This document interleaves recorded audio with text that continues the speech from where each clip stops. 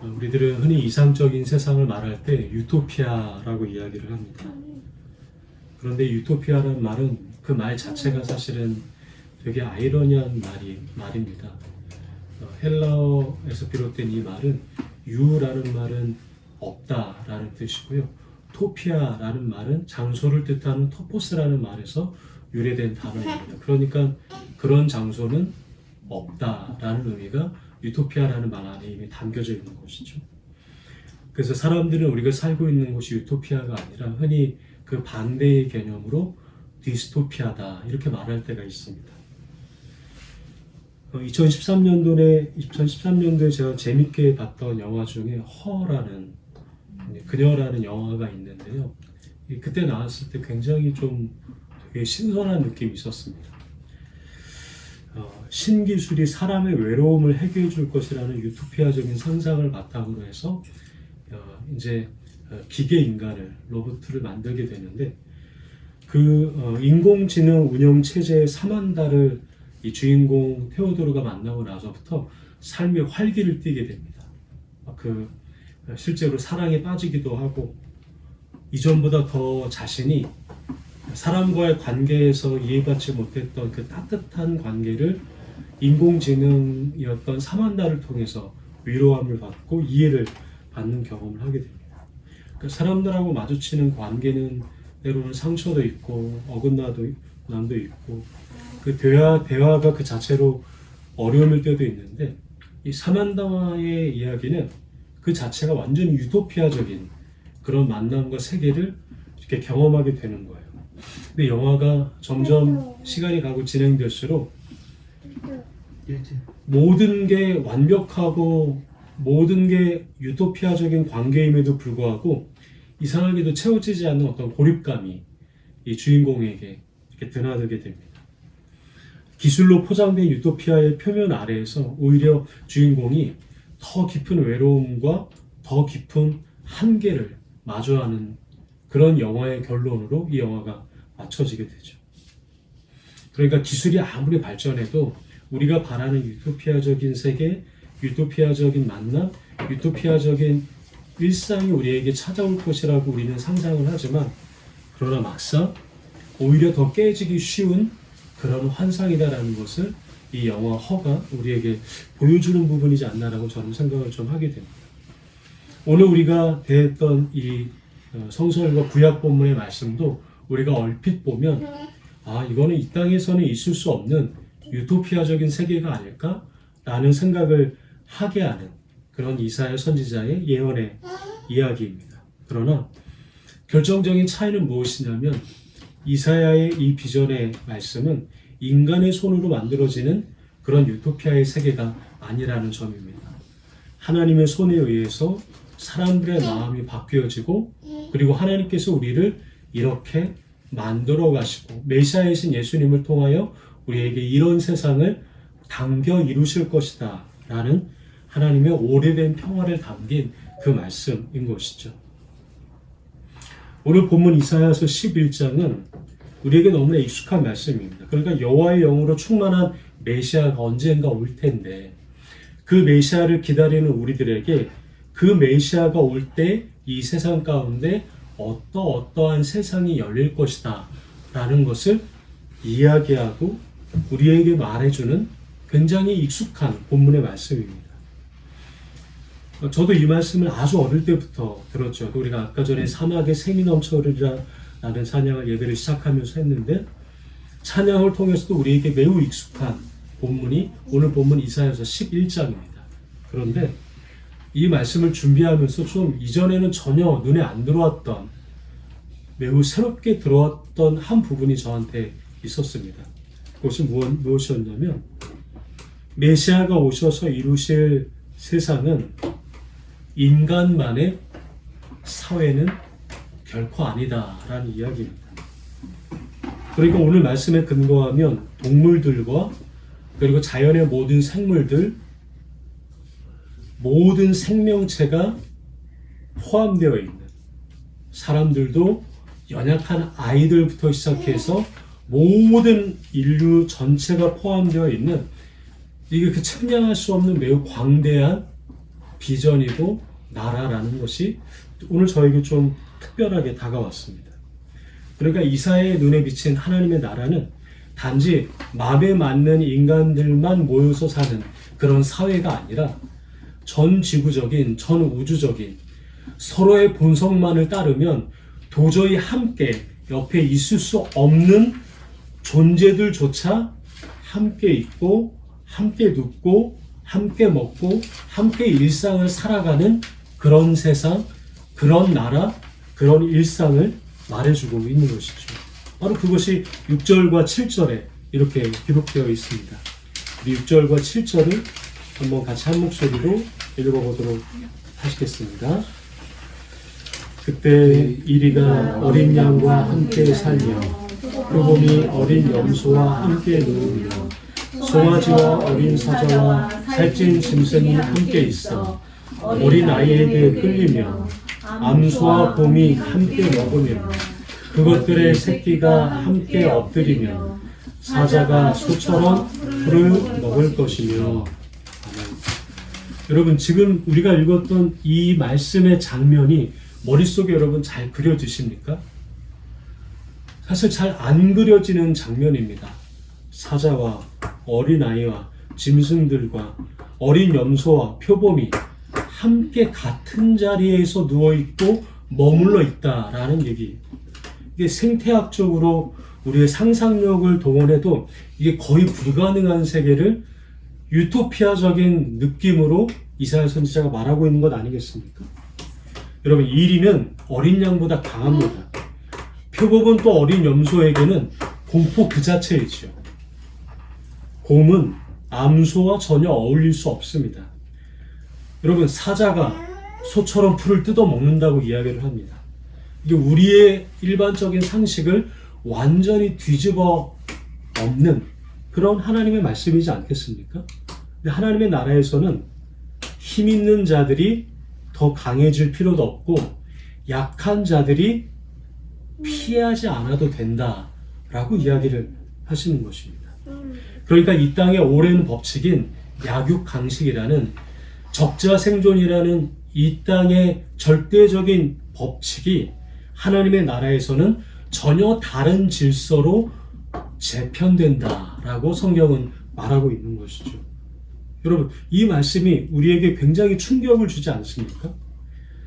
그래서 강자는 더 강해지려 애쓰지 않아도 됩니다. 부한 자는 더 부해지려고 노력하지 않아도 됩니다. 약한 자는 그 약함을 가리지 않아도 됩니다. 약한 자는 두려워 떨지 않아도 됩니다. 하나님의 나라에서는 말이죠. 서로를 향한 공격과 서로를 향한 도망침이 아니라 하나님의 나라에서는 서로가 함께 이렇게 공존한다라는 것입니다.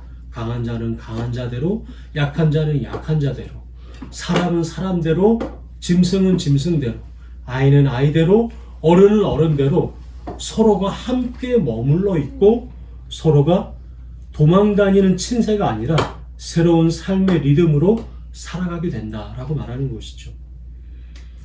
맹수들은 그 본능이 육식입니다.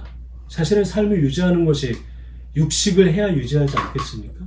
근데 그 육식을 하지 않는다라고 성경이 말하고 있는 것은 육식을 하지 않도록 배우고 훈련하고 예수님께로부터, 그 땅을 통치하시는 예수님께로부터 육식을 하지 않아도, 즉 본능을 넘어서서 살아가는 생의 방식을 예수님께로부터 배워나간다라는 말이 아니겠습니까? 그러니까 얼마나 힘들겠습니까? 육식을 하는 짐승들이 생존을 위해서 육식을 본능을 하지 않으니 그런 일들이 일어난다라고 말하는 것이죠. 이것이 메시아이신 예수님께서 다스리는 세상의 모습이다라는 것입니다. 여기서 우리는 매우 중요한 한 가지 사실을 직면하게 되는데요. 그것은 무엇이냐면 하나님의 나라는 단순히 그냥 평화롭다라는 것이 아닙니다. 그냥 평화로운 어떤 들판과 같은 곳, 그런 곳이 하나님의 나라가 아니라 하나님의 나라는 본능적으로 우리의 상식을 뛰어넘는 곳이고 본능적으로 우리의 본능을 넘어서며 뒤집어 놓는 세계가 하나님의 나라라는 것입니다. 그것을 오늘 본문의 이사야 선지자가 하나님의 마음으로 대언하고 있는 것이죠. 그러니까 우리에게는 매우 낯선 평화입니다. 이러한 세상이 올 때 우리는 당혹스러울 수밖에 없는 세상인 것이죠. 왜 그럴까요? 지금 우리가 살아가고 있는 세상의 법칙과는 전혀 다른 세상의 법칙이기 때문입니다. 그래서 오늘 본문의 말씀은 우리에게 이처럼 질문하고 있다라고 우리가 말씀을 읽고 대할 때 생각해 봐야 하는 것입니다. 강해지지 않으면 살아남기 어려운 이 세상, 누군가 또 다른 누군가를 밟고 올라서야만 자리를 지킬 수 있다고 말하는 이 시대에 과연 지금 나는 어떤 세상을 기대하고 어떤 세상을 바라며 살아가고 있는가라는 이야기입니다. 오늘의 이사야 말씀은 바로 우리의 삶에 살아가는 태도를 묻고 있는 하나님의 도전의 말씀, 그 말씀 자체인 것입니다. 메시아가 오심으로 가능해지는 이 시대를 우리는 어떻게 당기며 살아가고 있는가라는 것입니다. 이러한 세상을 이루실 분이 메시아 예수 그리스도라고 이사야 선지자는 이야기를 하는데, 그 이야기하는 방식이, 비유가 굉장히 독특한 이미지를 차용해서 예수님을 이야기하며 소개합니다. 본문 1절입니다. 본문 1절을 같이 함께 읽어보도록 하겠습니다. 함께 읽겠습니다. 이새 줄기에서 한 싹이 나며 그 뿌리에서 한 가지가 나서 결실할 것이요. 아멘. 여러분, 이 1절의 말씀을 차분하게 천천히 읽다 보면 눈에 들어오는 표현이 있습니다. 그것은 싹이 난다라는 표현보다 먼저 앞서서 눈에 들어오는 단어가 있는데, 그것은 바로 무엇이냐면 줄기와 뿌리입니다. 그러니까 싹이 나기는 나는데, 보통 여러분 싹은 어디서 나나요? 이 가지의 끝에서 나는 것입니다. 그렇지 않습니까? 새로운 싹은 가지의 끝에서 나죠. 그런데 이상하게도 오늘 본문에서 그 싹이 어디서 나냐면 줄기에서 싹이 나고 뿌리에서 그 가지가 나서 결실한다, 이렇게 표현을 하는 것입니다. 싹이 가지 끝에서 나는 것이 아니라 이미 잘려나간 줄기와 생명이 다 끊어진 듯 보이는 뿌리의 자리에서 가지가 난다, 이렇게 이야기를 하는 것입니다. 여러분, 이 표현이 무엇을 의미한다라고 여러분 생각하십니까? 여러분, 이 이사야 선지자의 메시아를 향한 이 비유의 방식은 그 나무가 적어도 한 번 이상 완전히 베어진 나무라는 사실을 조용히 암시하고 있는 표현입니다. 그러니까 나무의 관점에서 보면 이미 그 나무는 한 번 배임을 당하고 죽음을 경험한 나무였던 것이죠. 여러분, 수목학이나 원예학에서 이러한 현상을 가리키는, 지칭하는 표현이 있습니다. 바로 맹아라는 단어입니다. 이 맹아라는 말의 의미는 무엇이냐면, 이 한 번 베어진 그루터기에서 혹은 한 번 베어진 뿌리 안에 미세하게 숨어 있었던 생장점이 그 나무가 위급한 상황을 만나면 그 생장점에서부터 다시 줄기가 솟고 새싹이 돋아나는 현상을 이 원예학에서는 맹아라고 이야기를 한다고 합니다. 주로 사과나무나 포플러나무, 버드나무에서 이러한 현상이 자주 일어난다고 하죠. 그러니까 줄기가 크게 손상이 되어서 나무가 한번 크게 베어지고 나서 오히려 그 나무의 입장에서는 그 위기가 더 강한 회복력이 발동이 되어서 그루터기의 옆으로나 뿌리에서 새싹이 돋아나는 일이 발생한다라는 것입니다. 그러니까 1절에 줄기에서 싹이 난다라는 이 표현의 말씀은 적어도 이 나무의 입장에서 보면 멀쩡한 나무가 아니다라는 것이죠. 오히려 이 나무는 한 번 잘려 나간 아픔을 겪은 나무다라고 우리가 예상해 볼 수가 있는 것입니다. 끊어진 자리입니다. 이미 죽음을 경험한 자리입니다. 모든 것이 무너지고 난 자리에서 이 나무가 다시 그 생장점이 돋아 줄기와 새싹이 자란 것이죠. 바로 이것이 이사야가 말하는 예수 그리스도를 가리키는 표현인 것입니다. 그래서 여러분, 예수님은 높은 자리에서만, 하늘의 높은 자리에서만 우리를 내려다보시고 관전하시는 분이 아닙니다. 예수님은 어떤 분이신가요? 그분은 아픔이 무엇인지를 잘 아시고 죽음이 무엇인지를 잘 아시는 분이십니다. 그리고 예수님은 우리의 깊은 외로움과 우리의 깊은 상실감이 무엇인지를 누구보다 경험하시고 잘 아시는 분, 한 번 잘려나간 그런 그루터기와 같은 나무이신 분이 예수 그리스도시기 때문인 것입니다. 그래서 예수님은 사시사철 늘 푸른 나무가 아닙니다. 예수님은 오히려 한 번 베어지고 다시 돋아난 나무처럼 우리에게 다가오시는 분이십니다. 그러니까 그분은 어떠한 마음으로 우리를 대하실까요? 그분은 연약한 자들을 정의로 돌보실 수밖에 없는 분이십니다. 그리고 그분은 공의로움으로 세상을 심판하시는 분이십니다. 그래서 강자와 함께 연약한 자들을 눕게 하는 세상을 만들어가기 원하시고 미리와 어린 양이 함께 살아가는 세상을 그토록 만들기를 원하시는 분이 메시아이신 예수 그리스도이신 것입니다. 더 나아가 그러한 주님은 그러한 세상을 예수님 혼자 독불장군처럼 만드시겠다라고 하지 않으십니다. 그분은 우리 한 사람 한 사람에게 이 일 가운데 함께 동참할 것을 요청하고 계시는 분인 것이죠. 그래서 우리가 메시아를 기다리고 주님을 기다린다라고 말하는 이 대림의 기간에 우리가 주님을 기다린다라는 뜻은 무엇이냐면 단순히 오실 그 예수님을 기다린다라는 말이 아니라 언젠가 오실 그 예수님을 기다리면서 그 예수님이 이루실 그 세상을 우리도 이 땅 가운데 당겨서 살아가겠습니다 라는 결심과 결단의 고백이 이 대림절의 기간에 우리의 삶 속에 시작되는 그런 시간인 것입니다. 여러분 생각해보면 우리들 모두에게는 예수님이 한 번 베어진 것처럼 한 번 그 생명이 끊어진 것처럼 우리 삶에도 여전히 조금씩이라도 끊어진 자리들이 우리 삶에 다 있지 않습니까? 우리 가족 안에서 우리의 가족을 보면 어느 순간 어느 자리에서는 믿음이 끊어진 자리가 있지 않습니까? 그리고 우리의 삶의 관계를 보면 우리가 하나님 앞에 끊어진 자리가 여러분 기억나지 않으십니까? 예수님은 그처럼 우리 삶의 끊어진 자리에서 모든 것이 멈추어졌다라고 말하는 그 자리에서 이제는 이 나무는 죽었다. 이제 여기서는 더 이상 새로운 생명이 나기가 어렵다.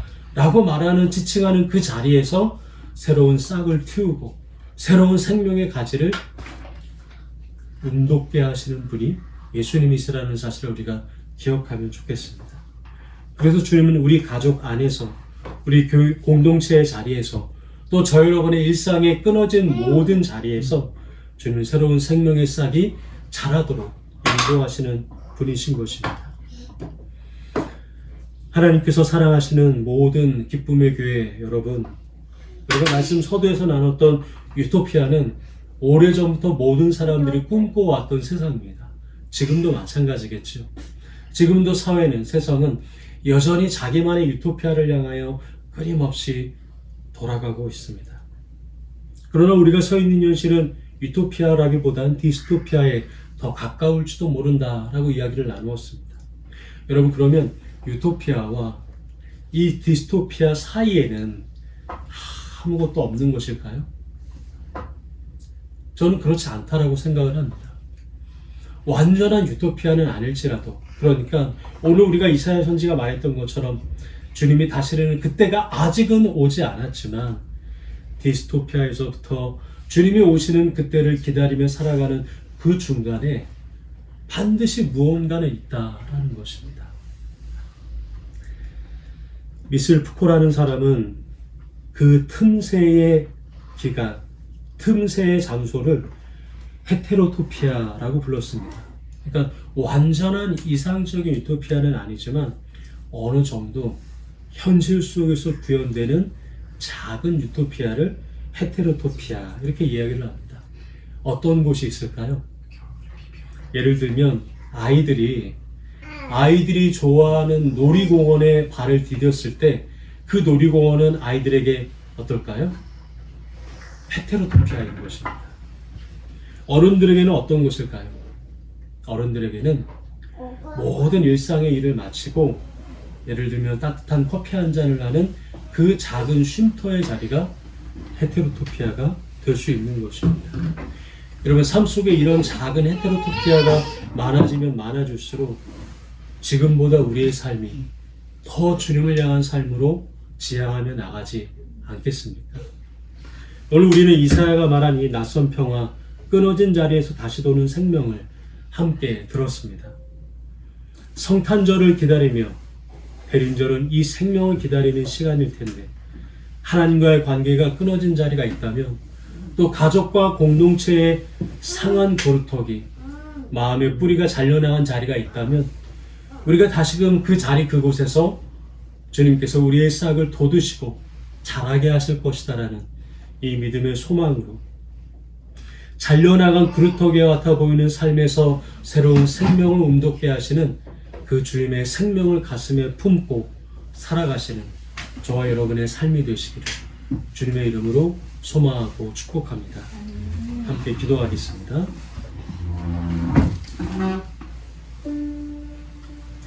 이 시간에 우리가 말씀을 묵상하며 함께 통성으로 기도하기 원합니다. 하나님, 주님께서 이루실 세상은 이 땅의 법칙과 이 땅의 결과는 전혀 다른 세상임을 우리가 듣게 됩니다. 그 다시 오실 주님을 우리가 기다리는 이 대림절의 절기 가운데 하나님이 이루실 세상을 마음에 그리게 하시고 그것을 우리가 주님 앞에 당겨 살아갈 수 있도록 우리의 삶 속에 끊어져 있는 곳이 있다면 끊어진 자리에서 다시금 새로운 생명을 움트게 하실 주님을 기다리게 하여 주시옵소서. 그러한 우리의 가정과 우리의 교회 공동체와 우리의 일상의 삶이 되게 하여 주시옵소서. 그렇게 함께 말씀을 기억하며 잠시 함께 통성으로 기도하도록 하겠습니다. 기도하겠습니다. 할렐루야. 살아계신 아버지 하나님, 주님의 은혜와 사랑에 감사를 드립니다. 복되신 주님, 한번 잘려나간 그루터기와 같은 곳에서 새로운 싹이 자라고 새로운 가지와 줄기가 자란다라는 주님의 말씀을 통하여 예수님은 이미 죽음을 경험하신 분이라는 사실을 깨닫게 하시고 알게 하시니 참으로 감사를 드립니다. 하나님, 오늘 우리들에게 이사야의 낯선 평화를 말씀해 주시니 감사를 드립니다. 강자와 약자가 함께 눕고 서로를 두려워하지 않는 그 나라가 예수님께서 다시 오실 때 우리들에게 열릴 것을 믿습니다. 우리는 아직 디스토피아와 같은 현실을 살아가고 있지만 잘려나간 줄기에서 다시 돋는 하나님의 생명처럼 끊어진 자리에서 시작되는 예수 그리스도의 일을 보게 하여 주시옵소서. 우리의 관계의 뿌리가 상한 곳, 또 마음이 잘려나간 그루터기와 같은 자리마다 주님의 그 숨결을 다시 불어넣어 주시옵소서. 대림절을 지나는 동안 끊어진 곳에서 다시 시작하는 주님의 은총을 누리는 귀한 우리의 일상이 되게 하여 주시옵소서. 감사하며 예수님의 이름으로 기도드립니다. 아멘.